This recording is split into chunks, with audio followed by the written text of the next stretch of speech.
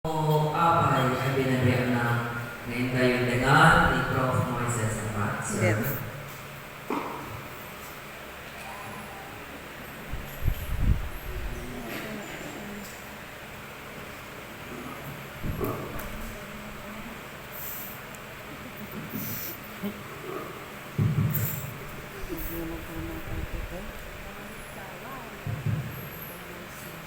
About 3 in the afternoon, Jesus cried out in a loud voice saying, Eli, Eli, lema sabachthani, which means, my God, why have you forsaken me? When you just go, apay na pinaybayan na, as stated in Matthew 27:46. Have you ever tried asking why? Sa buhay mo, nasubukan mo na bang magtanong ng bakit? Have you ever tried being in a situation that you do not deserve, but your dreams are falling apart, falling not into its proper places, and you do not know the lesson that you need to learn? Napadasang ka din na kwestiyonarin ni Ama, no apay nga dagitoy nga bandanag ket mapaspasama tibiyang po ita. Huwag po kayong mag-alala. Hindi kayo nag-iisa.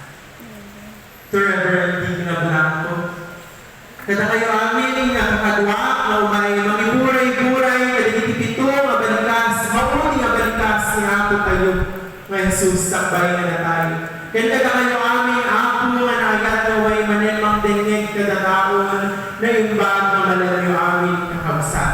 Sa ako din may kadwang anak ng Mr. and Mrs. Rogelio and Rose Emba. Magaling nga kada kayo natauman that this is already my 5th time. Kung lang naman itinapan nga tawin ket may sa katawin lang yun anong Joel katagpinggo ako na ito yun nagbingo. But it will always be an honor to be invited as the speaker, because Iglesia Filipina Independent is my home. This is my church. Mapalil na makita ko rin makikita dito yung simbahan na ako kagigyan ng aming bibigan, and balancing work and being a student and having a life has been too difficult lately. But again, babalik ako dito sa simbang Agripayano because this is my church. At sino po bang makakatapat kay Reverend Digna? Diba? Wala pong makakatapat kay Reverend Digna sa lahat ng mga paring natin dito sa Pilipinas. But anyway, for you,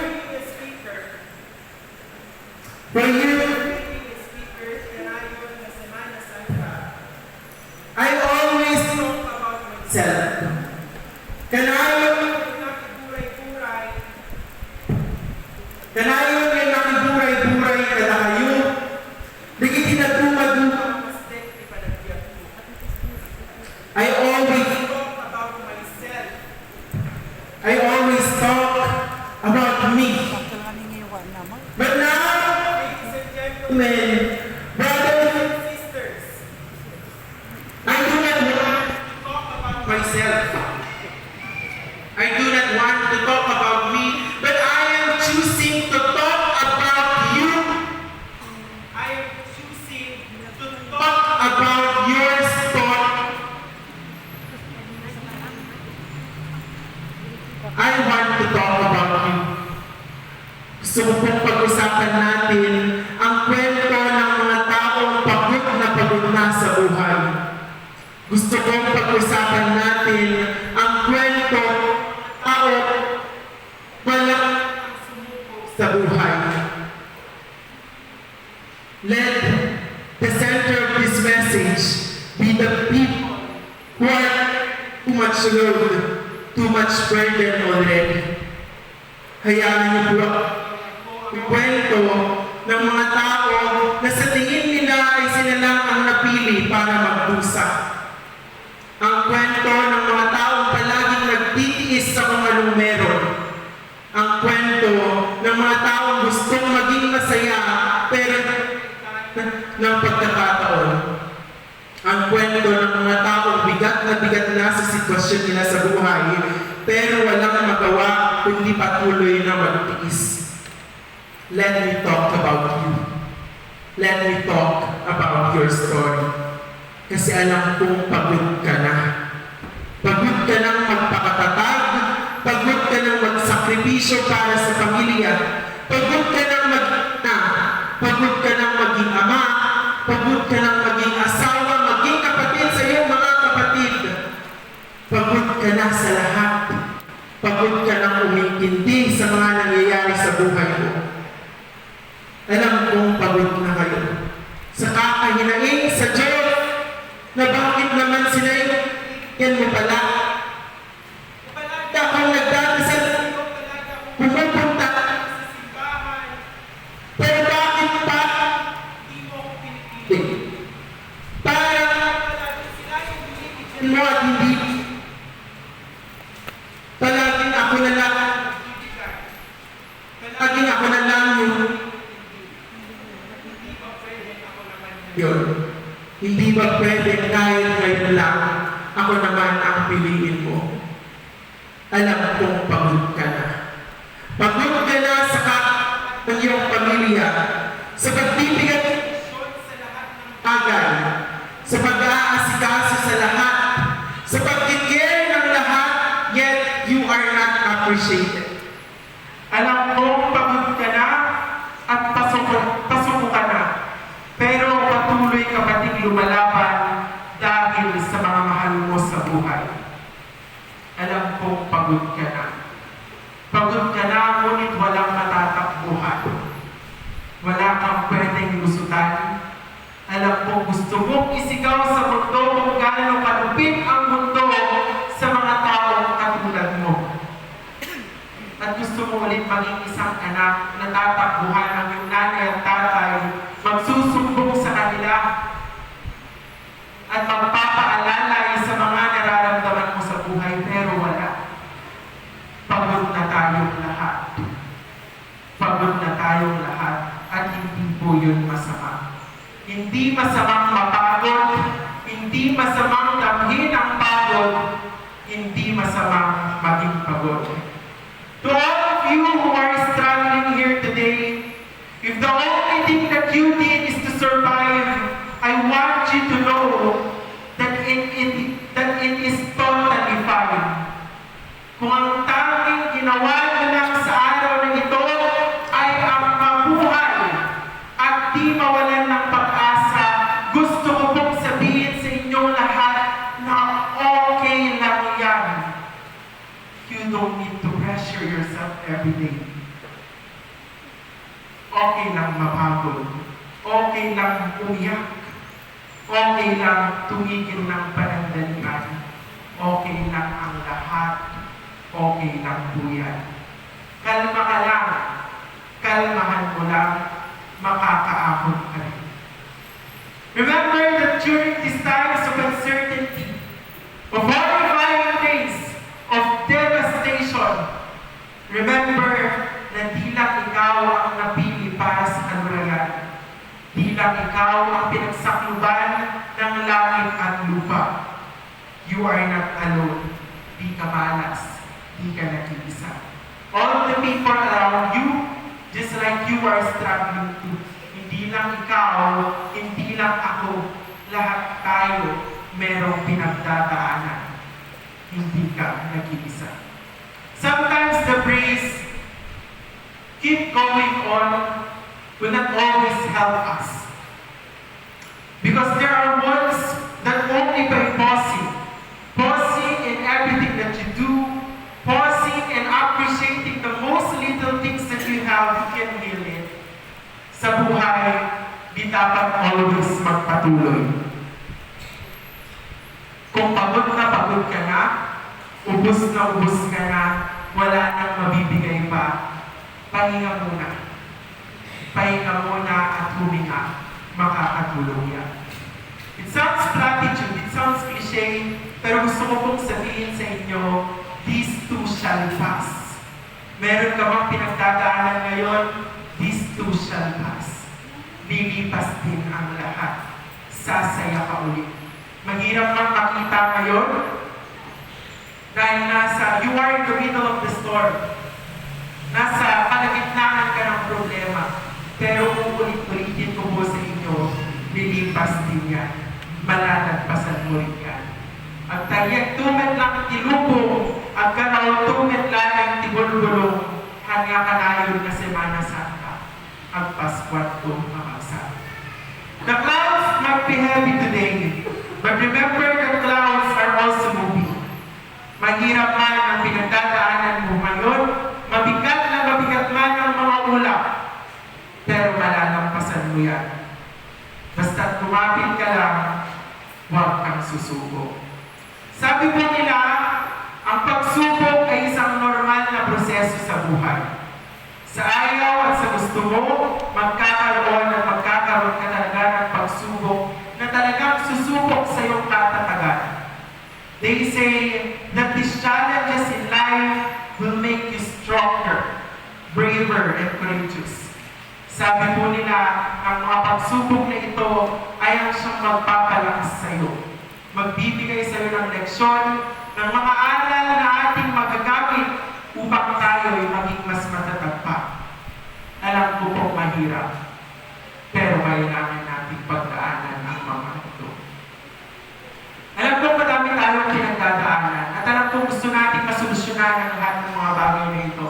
Sino po sa inyo ang naniniwala na ang Diyos ay makakatulong para solusyonan ang mga problema ninyong ito? Taas lang yung mga kamay ninyo. Kung naniniwala kayo na si Jesus ay makakatulong para solusyonan ang mga bagay na ito. Nadamang talo ako na naging tayo yung tima na. So karamihan po sa atin, hindi tayo naniniwala. Ulitin mo natin. Sino sa inyo, sino mo sa inyo ang naniniwala na si Jesus ay makakatulong solusyonan ang mga problema natin sa buhay? Yung magulang, yung mga kapatid. Ngayon mga kapatid, kung naniniwala po tayo na si Jesus ay makakatulong, kailangan po natin itong tatlong letra ito. Kailangan natin si Apo. A-P-O. Kailangan natin si Apo. A stands for admit that you have a problem and accept God. Accept that God can help you. Admit that you do have a problem and accept God that He can help you. Sa buhay po natin, kapag meron po tayong mga pagsubok, inaasahan po natin ang Panginoon. Sinasabi natin palagi na kaya ko to. Sinasabi ko palagi, matatag tayo, kaya natin ang lahat. Sinasabi natin sa Panginoon, huwag ka nang gumamay dito, kaya mo na to. It's just easy teaching. Sinasabi po natin. Diba? Kaya natin lahat ng mga bagay. Pero sinasabi po ng Panginoon sa atin, anak, andito ako. Tutulungan kita. Sabi niya, in the book of Isaiah, do not fear, for I am with you. Huwag kang matakot kasi sasamahan kita. Diba? Ang sweet po ng Panginoon natin, sinasabi sa inyong lahat na kahit iwan pa kayo ng mundo, kahit iwan kayo ng lahat ng tao, sinasabi ng Diyos sa iyo, huwag kang matakot. Huwag kang matakot kasi sasamahan kita. As what He stated in Isaiah, in the book of Isaiah. He also said in Isaiah 43 verse 2, chapter 43 verse 2 to 3, sabi po doon, when you go through deep waters, I will be with you. When you are struck by rivers of challenges, I will not let you be drowned. When you are struck with fire, you will not be burned. Sinasabi ng Panginoon sa iyo, kung ikaw, when you are at your lowest point in your life, kapag baba ka na, kapag di mo na alam ang gagawin, anak, andito ako sa iyo. Sinasabi ng Panginoon, hindi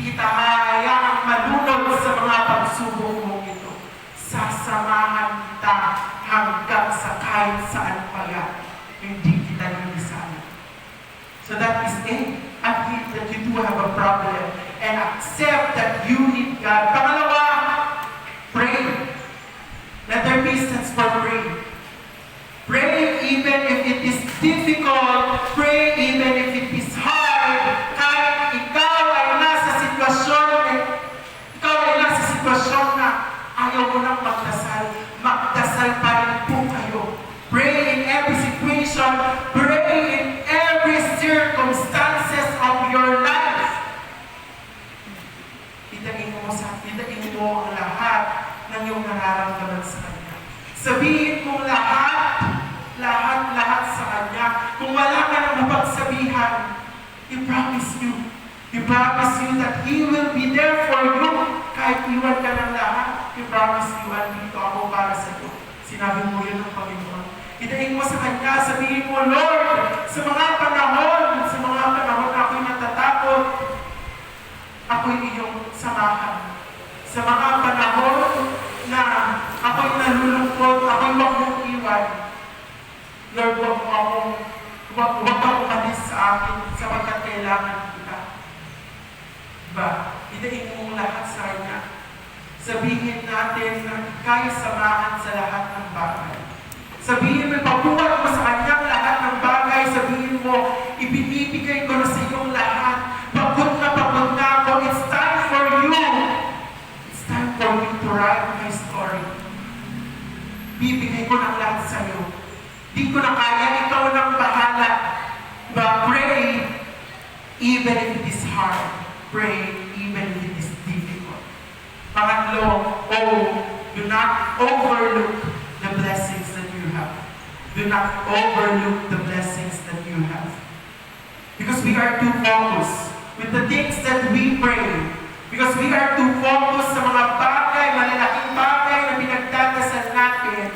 Minsan nakakalimutan po natin, again and again, nakakalimutan po natin magpasalamat sa mga bagay na binibigay na niya kahit di mo pa hinihiling.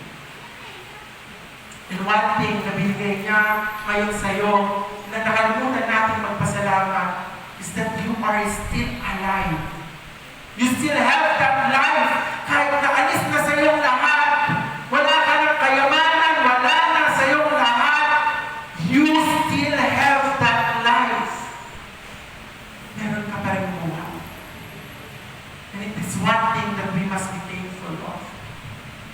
Yun isang bagay na dapat natin magpasalamat.